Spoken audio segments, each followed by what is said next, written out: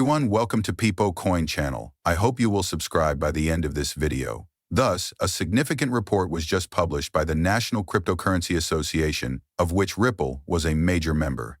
Additionally, according to the National Cryptocurrency Association's largest ever study on cryptocurrency in the United States, 21% of Americans own cryptocurrency.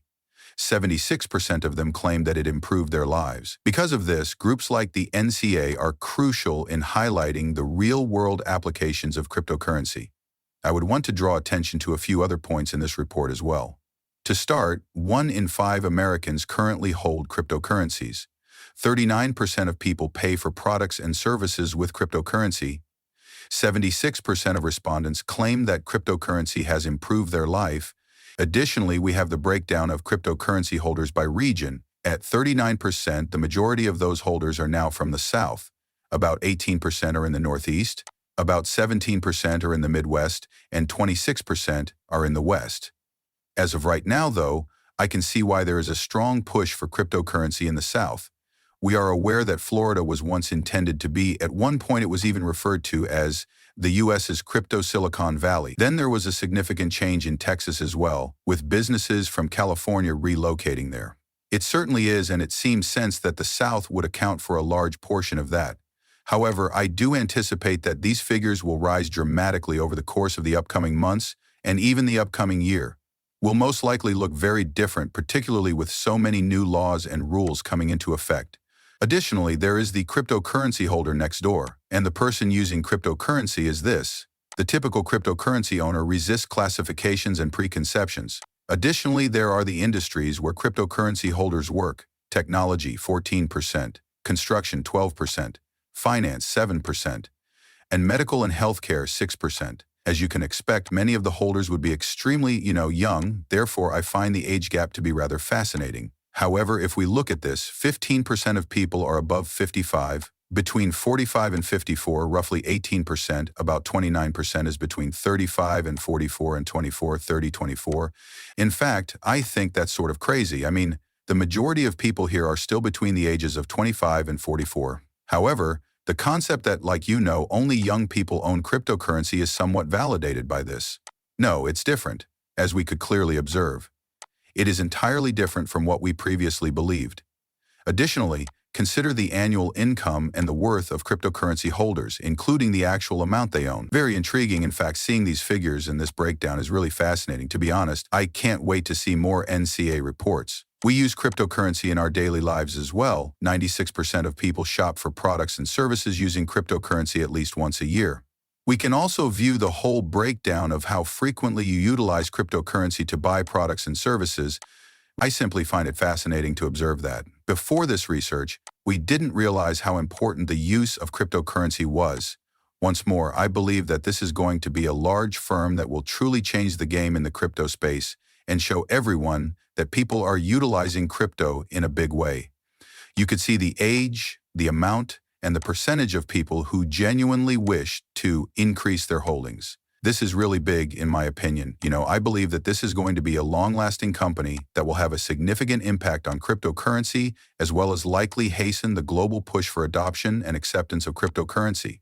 Apart from that, I do want to discuss ROUSD because there have been some significant changes in the field lately. In addition to a significant upgrade from Ripple, Kraken has declared that it is now open for trading. Since RLUSD is now integrated into Ripple Payments, our cross-border payment solution, with nearly worldwide coverage through 90-plus payout markets and instant connections to banks, financial institutions, payment service providers, exchanges, and many more worldwide, Jack McDonald did, of course, quote this statement: "Enterprise utility from the start. Here we have a stablecoin that is designed for real-world money and should be trusted for compliance. The benchmark is being set by RLUSD. Currently available on Kraken FX, Almax, Bullish, Bitstamp, and more, RLUSD facilitates enterprise payments, asset tokenization, and DeFi. It has a market capitalization of about $250 million and a trading volume of over $10 billion. I'd love to see it." Regarding the real study from Ripple, it states that enterprise demand and utility are driven by the integration of RLUSD into Ripple Payments. Today, Ripple, the top supplier of digital asset infrastructure to financial institutions, revealed that its flagship payment system now incorporates Ripple ROUSD. enterprise utility and demand for the asset are further fueled by Ripple payments. Additionally, they merely provide us with an update on what Ripple USD is in reality. Additionally, we offer cross-border payments via Ripple Payments and ROUSD, as well as Power, Ripple's main payment service, which handles billions of dollars in transactions annually, now supports cross-border ROUSD payments. ROUSD offers a built-in worldwide enterprise utility to increase the speed and effectiveness of cross-border payments, in contrast to many stablecoins that are intended for retail use. In order to offer quick, affordable, and scalable cross-border payments, Ripple is fusing years of experience in payments with a vast payout network that has almost worldwide coverage and a top-notch stablecoin that was developed with compliance at its center. To enhance their cross-border treasury operations, a few clients, such as cross-border payment providers BKK Forex and iSend, are using ROUSD in the payment flow today. Additionally, Ripple will gradually increase the number of our payment customers who use ROUSD. Naturally, the $250 million market capitalization is also being highlighted, with a market valuation of about $250 million and $10 billion in trading since its December 2024 launch. ROUSD has seen significant global adoption, indicating demand for the enterprise-grade, compliance-first, USD-backed stablecoin. They do discuss how they have increased their coverage of ROUSD by working with players like Stamping Bullish, LMAX Digital, and Zero Hashbit. The market capitalization is still increasing, surpassing our own forecasts. ROUSD is being used for a variety of use cases in the near future. Includes usage as collateral in trading marketplaces for TradFi and cryptocurrency. We're actively collaborating with NGOs who recognize the potential to simplify donations using stablecoins, and new exchanges are regularly selling ROUSD. We're also thrilled to integrate ROUSD and Ripple payments, expanding the range of stablecoins that are accessible through our international payment system. Naturally, there are use cases that are being highlighted, such as enabling immediate cross-border payment settlement, providing liquidity for memories, and supporting treasury operations. Ensure a smooth and effective transition whether entering or leaving the crypto world by integrating with decentralized finance protocols and providing a dependable bridge between traditional fiat currencies and the crypto ecosystem. Naturally, you should also offer collateral for trading tokenized real-world assets on the chain, such stocks, commodities, and treasuries. I think this is fantastic, and what's even more amazing is how quickly ROUSD has been increasing. It's growing into a much larger portion of the room, and I do think it will be among the top 5, as we've seen from the staff of Ripple, who have been kind of telling us.